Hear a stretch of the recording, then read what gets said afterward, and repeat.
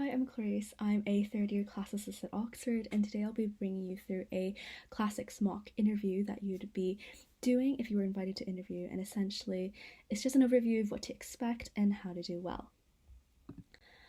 So just a bit of background, classics applicants actually have a lot more interviews than the average student, just because of how complex and how many facets the subject actually includes. So firstly, you'll have at least 1 to 2 with your college, where they assess your general aptitude, including your personal statement, your written work, and just generally discussing why you want to do classics. Then you'll have another one focusing on your specific area of classics, such as literature, archaeology, or philosophy. Finally, you have another one with the classics faculty, often to test your language skills or discuss the aptitude test you did with them. And that's the general structure. So for some key tips to consider as you're moving forward with this mock interview, just always think out loud and demonstrate your thought process. There's no such thing as a wrong answer, and you always want to be telling your interviewer what you're thinking at any given point. With this in mind, you also want to be prepared. You want to be prepared with a topic or specific area of classics you're especially interested in and could talk at length about in your interview. Everyone who applies is clever and they know you're clever, but they want to see passion, energy, and curiosity, and a niche of some sort that you can bring to the subject. Thirdly, you want to respond to what your interviewers say and act on feedback. They're assessing your aptitude for learning and not what you already know. And if you do make a mistake or you say something wrong, you should actively learn from them and demonstrate flexibility of thought. It's kind of like an improvisation, that it's like a yes and. So if your interviewer says something, be like, oh yes, and I think this is this. And finally, be relaxed and confident. Don't overthink, and remember, it's really more of a conversation than an interview. And for this mock interview, to reflect the many interviews you will do in your process, I'll be splitting it into 3 parts with literature, philosophy, and language. So as you watch through this mock interview, feel free to pause at any point, write down your thoughts, and fully consider what you would say before watching on. With the first part in literature, your interviewers will be giving you an extract either well before the interview or during the interview itself, where you're prompted to reflect and respond to a poem or a paragraph of some sort. So ideally, you'd want to pick up key themes and literary devices and identify what the poet or the author is trying to say, or essentially how knowledge of the classical world can affect our interpretation and understanding of modern and ancient texts. So with this in mind, we'll be looking at an extract from The World as Meditation by Wallace Stevens. So take 3 to 4 minutes to read over this poem and note down what you think. So pause and come back. And so coming back, we'll come to the first question. What is happening in this poem, and what is this persona's mindset? Again, have a think, take down a few notes, and come back once you're done. So what would you say? I would say, obviously, there are many, many things about this poem. It's a very complex poem, but largely it is a poem exploring Penelope's feelings of longing and hope at the prospect of Ulysses returning home from the Trojan War. So obviously this is very context heavy. If you don't know, Penelope is the wife of the hero Odysseus, the protagonist of Homer's epic The Odyssey, and he famously comes home from a 10-year-long journey coming back from the Trojan War. So this is kind of an inner monologue of Penelope's thought process when Ulysses returns home. So this features Penelope's thoughts and meditations at how much both her and the world around her has changed since his departure. So again, lots of things to say, but this is essentially what you want to be picking up on, the context and her thoughts, essentially. So question 2, you want to identify a structural, literary, or stylistic feature of this poem and its role. And what could you say? There are many things you could say. This is a great poem. But a few things I would raise is the presence of the direct rhetorical questions. It adds the confusion of Penelope, as we see her continually questioning if it really is her husband. We see the stanza breakdown and enjambment of, someone is moving on the horizon and lifting himself up above it. That break between the stanza and the enjambment across the lines shows a segmentation of thought and, again, a really clear confusion, an interrogation of her return. Finally, you could also pick up on the repetitions of the questions from the beginning. Is it Ulysses? And how it's echoed in the last stanza, but was it Ulysses? And also the repetition of she wanted nothing and she wanted no fetchings, both in the fourth stanza, and these both underscore the insistence of what Penelope really wants and whether her husband is truly here. So again, these are just a few things you could raise, but you just want to show your dexterity of thought, how well versed you are in literary devices, and its role within the larger themes. And question 3. Why does the poet include so much natural imagery? What does the rising sun in the second stanza or the wilting trees in the first and fourth stanza represent? So coming back, so in this poem we see a lot of the natural imagery interacting with the emotions of Penelope.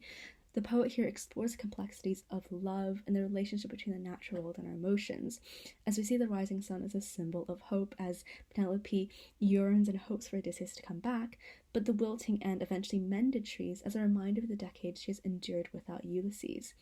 But we have to consider, with this relationship, how does it affect each other, and which way is it? Does Penelope assemble her own emotions and identity in response to the environment, or are they simply a reflection of her mood?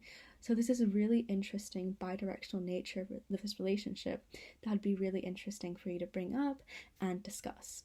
So obviously it's completely fine if you haven't picked up on this, but these are just some more subtle nuances and relationship between the actual content and the style that you want to be consistently interrogating and considering.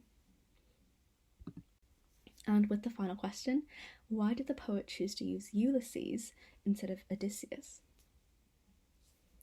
And as you come back, this is what you could have said. So Ulysses, if you don't know, which is again perfectly fine, these are areas where you can ask questions to your interviewer, because you're not expected to know that Ulysses, for example, is the Roman version of Odysseus.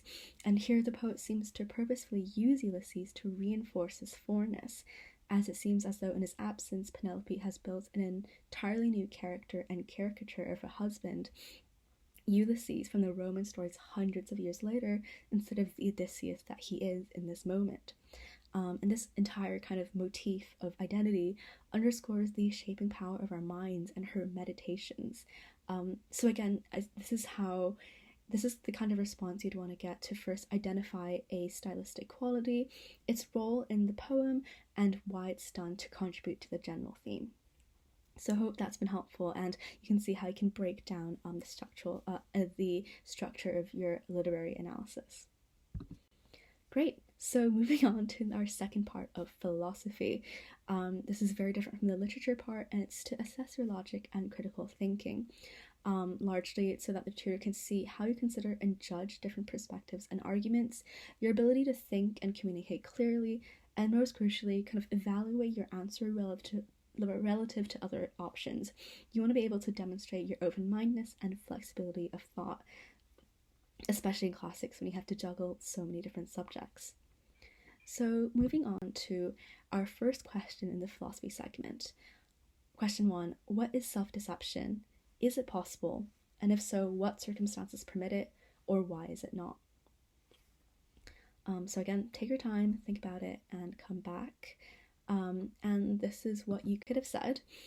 So there was a lot. This is a very loaded question. Self-deception is a very contentious topic still in philosophy.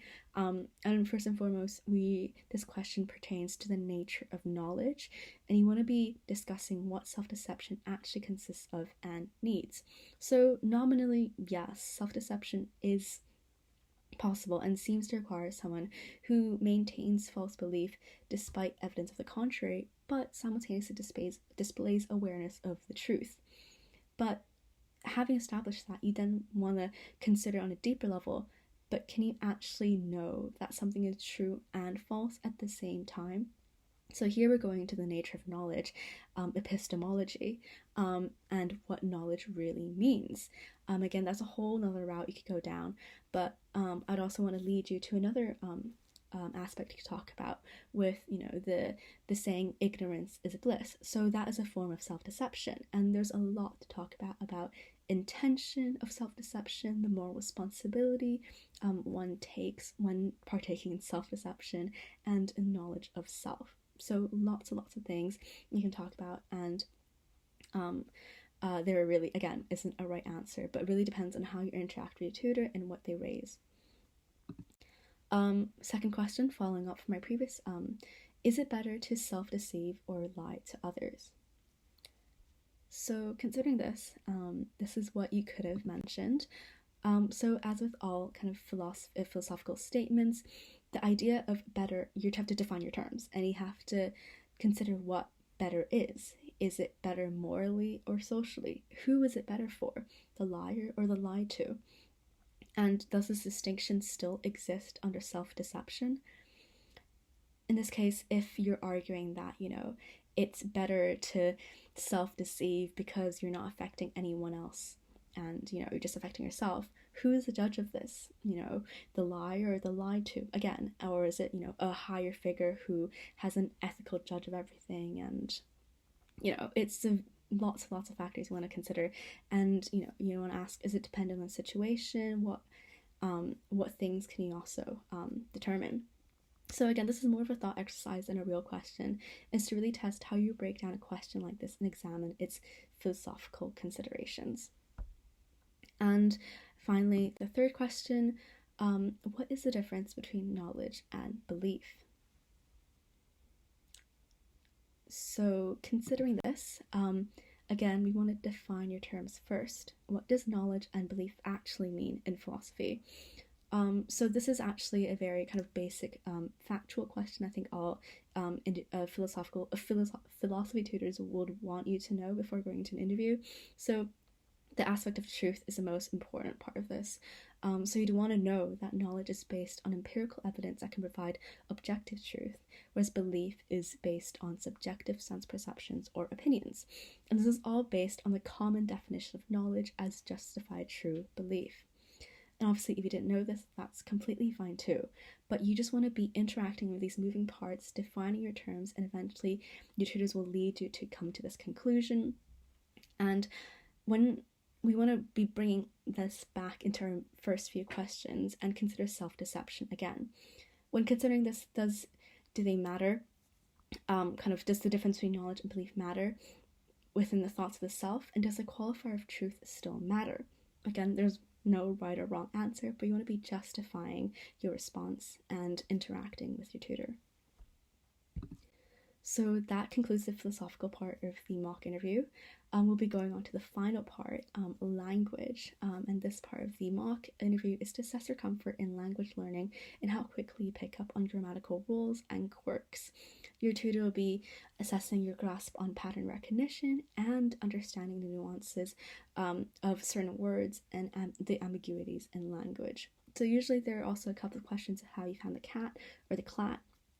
And they might also give you passages to translate to determine your exact level in Latin or ancient Greek. But this is obviously very dependent on your situation and the courses you apply to. So the first and second questions, if you're applying to course 1 and have Latin experience, what are some differences between English and Latin?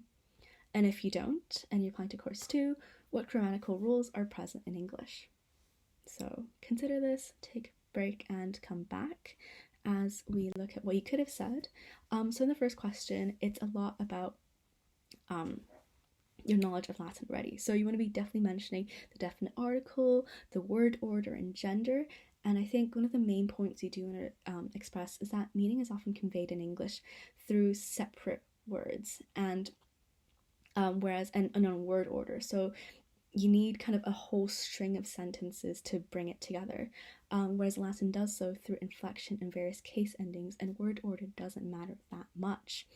For example, you can identify the case, gender, and number of the subject of a sentence solely through a Latin verb, e.g. vincit. So, the third person singular present, vinco, to win. And in vincit in this case would be he, she, or it wins. So that's a lot of information, whereas win in English only conveys the verb meaning, and you need to supplement the subject, she wins, two girls win, or they win, to convey something that Latin could say in one word, for example. So that's just an example of how you could have a general rule and break it down and give an example. And for the course too, applicants for the grammatical rules that are present in English, this is always a really difficult question, especially if English is your first language, because you've never been really taught the distinct rules in English. But be sure to kind of break down your understanding of syntax and grammar and raise idea of the importance of subject-verb agreement, the presence of a noun and a verb. For example, in Latin you could just have wincit, whereas win doesn't work. And the fact that an adjective must be before the noun it describes, whereas it doesn't work that way in Latin, etc. And again, if you didn't know this, that's completely fine, but it's all about how logically you approach language and whether you can break a sentence down to its distinct parts. And for our final question in the language component, consider the ambiguities in the sentence. Flying planes can be dangerous, and discuss. So take a moment again, and this is what you could have said. So firstly, there is the literal ambiguity to consider. So can be. So flying planes can be dangerous. So that's the vagueness of it. But more importantly, there's semantic ambiguity. As you want to see if flying is a verb or an adjective. Is it flying planes? Is the act of flying planes is dangerous, or is it flying planes as a adjectival group is dangerous? So this could be actually made more specific by making the subject clearer. For example, flying planes is dangerous in the singular with flying as a verb versus flying planes are dangerous in the plural with flying as a very clear adjective. So again, as you can see, I've kind of tried to structure the answer in degrees of specificity, and as you go on, your tutors will gauge you and try to ask you to go into more specifics, and there's no need to worry if you don't know any of this, but the point of this marketing review is to just let you break things down and consider your thoughts. And so this is the end of the marketing review. Please let me know if you have any questions, and hope this was helpful.